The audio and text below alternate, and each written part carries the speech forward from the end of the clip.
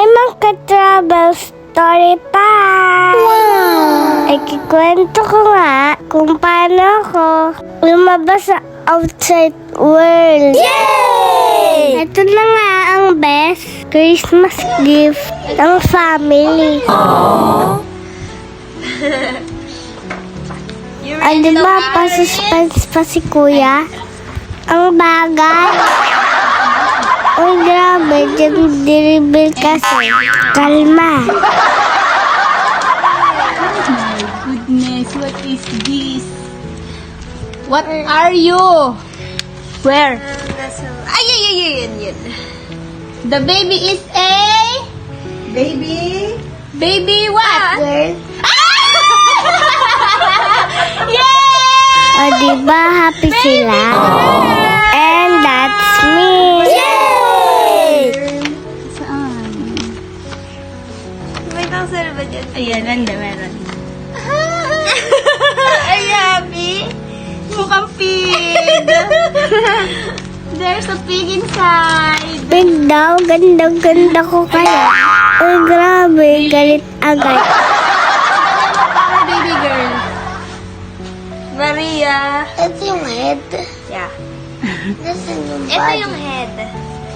body? Ito yung legs niya. Ito si baby girl. Heart. Yeah.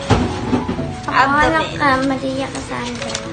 Anong pangalan? Pangalan, Maria Junisha? Oh my God! No! What is the name? Babae. Are you happy ba? Uy!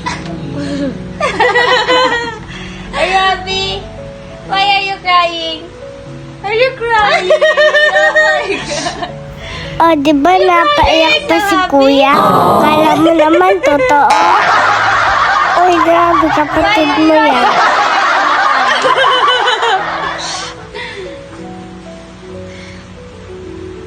At eto na nga ang face ko. Along the pregnancy, 4 months ako sa tiyan ni Mama, ay nakita ng doktor na may hindi maganda sa akin. Kaya in-advise ng doktor niya na magpa-congenital anomaly scan siya sa PGH for second opinion. At doon na nga napatunayan na meron akong spina bifida at hydrocephalus.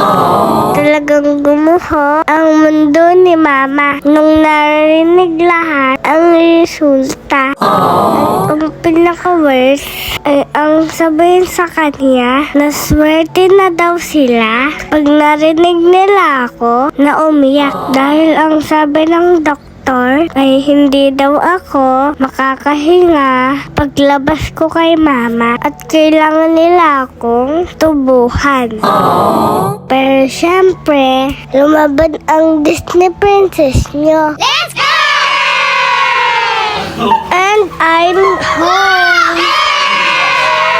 At pagka-uwi ko nga, next day, ay may check-up naman ako sa neuropedia para ma-check ang bukol sa likod ko.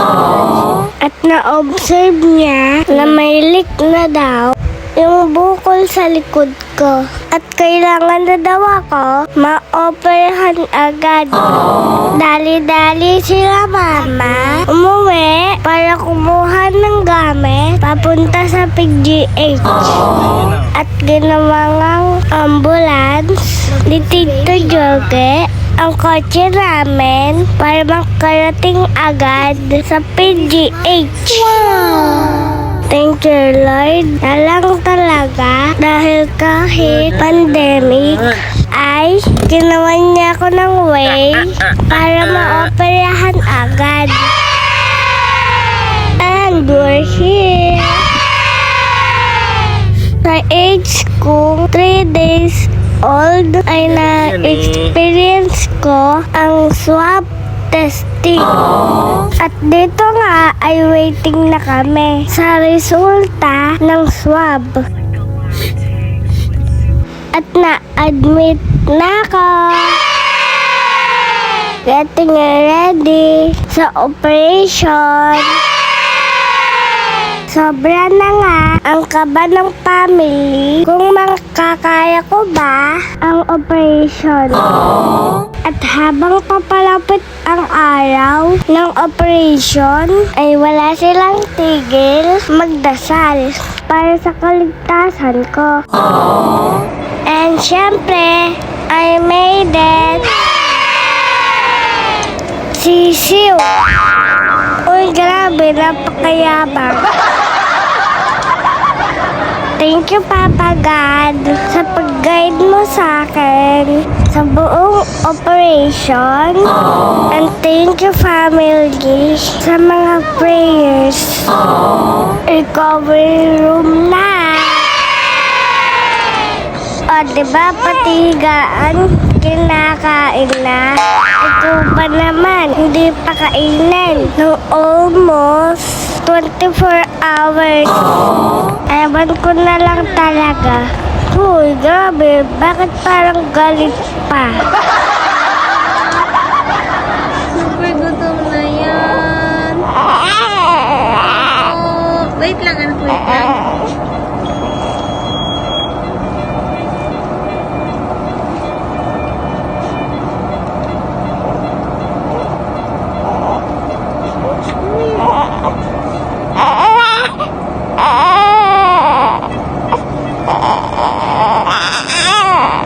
Gutom na.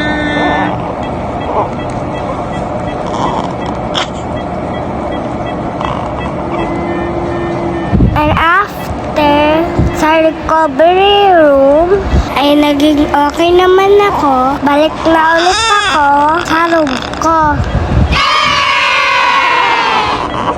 And the next day, after ng operation ko, linisan tayo. Sobrang thank you po, Dr. Baticolon, dahil binigyan niyo pa ako ng chance na makasama ko pa ang family ko.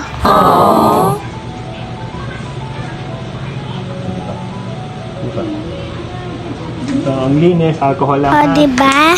Imagine ninyo, 5 days pa lang ako sa outside world. Grabe na ang battle sa life ko.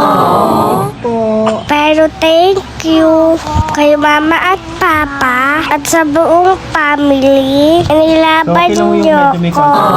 Uy, Basta grabe, hindi baka gumana. umiyak ka pa. Sorry na.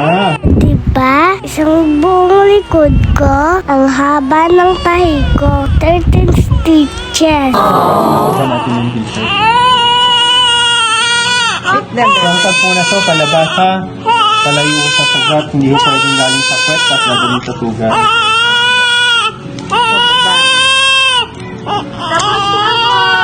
Oh, wait lang.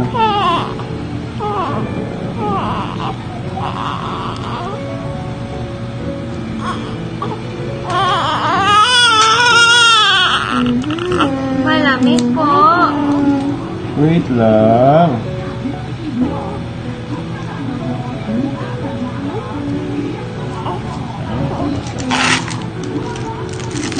Hindi na ho kailangan mahigpit ang gasa, no? Akala nyo ba dyan lang natatapos yung operation? Wait, there's more. Papahinga ko muna ang self ko ng 1 month. Then, operation ulit. Sa ulo ko naman. What? Yes, you heard it right. Para naman sa hydrocephalus ko. Para hindi lalaki ang ulo ko. Kasi yung dumi po kasi basa po yun, umaakyat po yun eh. Basta kung magkaroon ng konting dumi yan, yung mikrobyo, gagapang na po papunta sa sugat. Yung tape, kahit ito 3 tape na lang yan, no? Hindi na po yan kailangan mahigpit. Basta ho lagi lang po siyang nakadapa. Okay? So, titignan nyo ho yung pamumula. Ano, kailangan hindi ho namumula. And fast forward, naka 1 month na nga ako. At sinelebrate namin ito.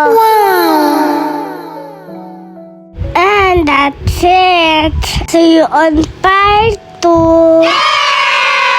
Be safe, everyone. Bye.